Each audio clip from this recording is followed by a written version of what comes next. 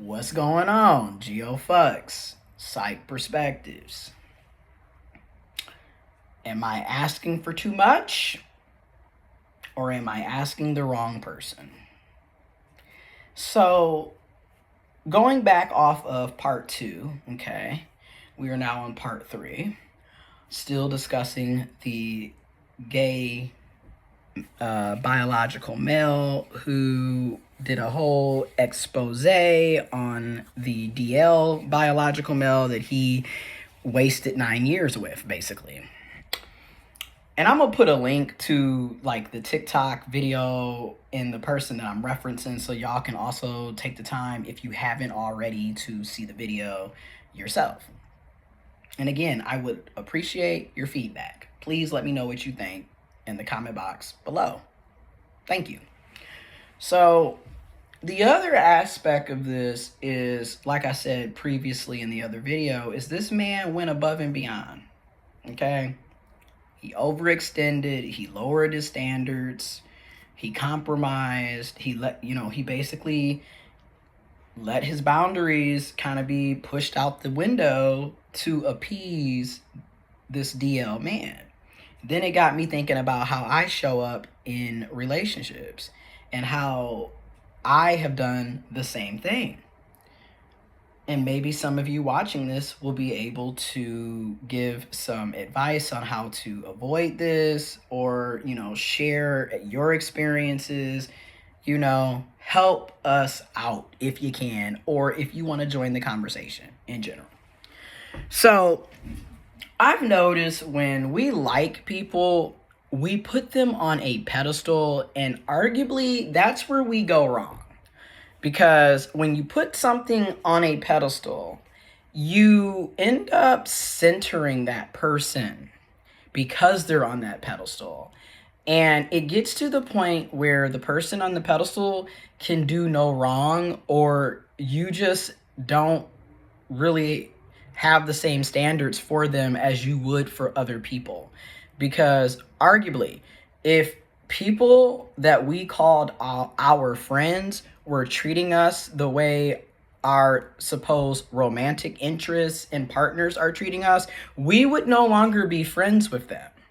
So that's what I mean by when you put someone on a pedestal, you're really setting it up, in my opinion, for you to be taken advantage of.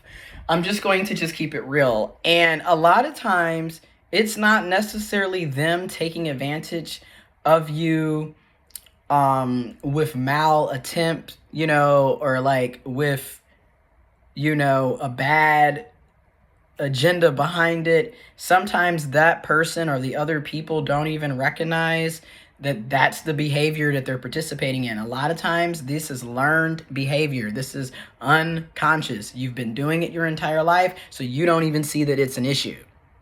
And let's be real, sometimes people know exactly what they're saying and what they're doing. They know exactly what they're not saying and what they're not doing. Some people are very much intentional, very much aware, very much conscious on the fact that they are using you and taking advantage of you. That is also the truth as well, okay? But a lot of times when we put people, when we really like a person, we will let standards go to the wayside because we really want them. And we want them to like us back, and we want them to pick us. And then it kind of got me thinking about the whole pick me, conversation and the term and the definition of a pick me. And arguably, I'm a pick me. And I had to realize that. And when I looked at this man's video, the behavior that he was participating in to keep this DL man in his life is pick me behavior. Because at the end of the day, you're literally centering a man that has shown you in more than one ways he cannot properly love you or show up for you. He cannot meet any of your needs. He doesn't even go out of his way to meet any of your needs in some cases. You are always showing up to meet their needs, And in some cases, they didn't even ask you to do it. And you did it anyways because you cared about that person. You liked them. Or let's also be honest, you're also a people pleaser, which is still also a form of manipulation. Okay, you think by going the extra mile, by kissing ass, by doing things that you really don't want to do, by overextending yourself, by breaking your own boundaries for somebody, that they're going to like you more, they're going to stay around, they're going to choose you, they're going to want you. And it really doesn't work out that way the vast majority of the time. You just end up drained because you're overexerting yourself.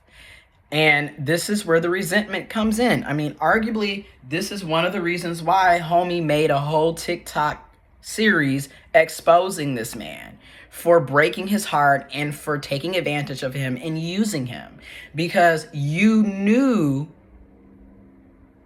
when you were behaving in these pick-me behaviors, you saw the red flags, you saw the inconsistency, you saw that it was one-sided. So back to the whole, am I asking for too much or am I asking the wrong person?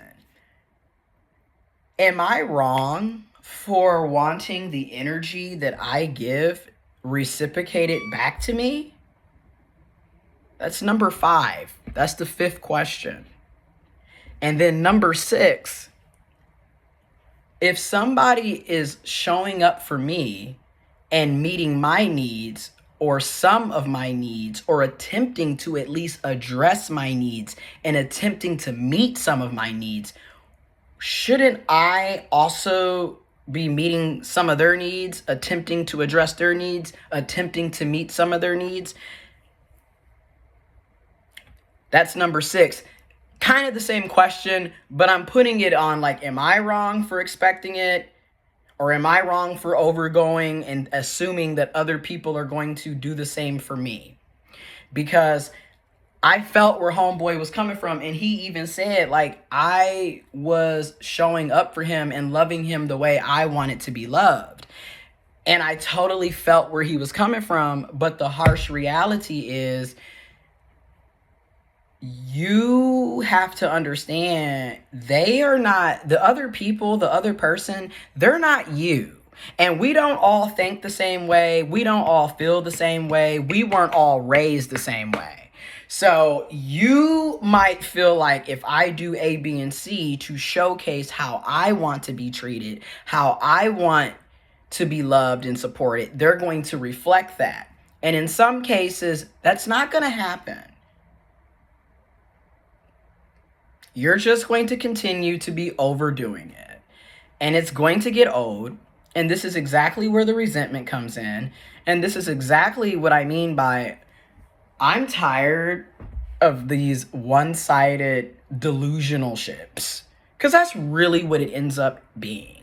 Like, you are delusional. I am delusional. Because we will literally tell ourselves lies to justify the red flags and the inconsistencies that the other person is showing us. We know their actions don't match their words. We know their words don't match their actions. We've literally been dealing with the same treatment and the same behavior for quite some time. In the other dude's situation on TikTok, he dealt with it for nearly a decade.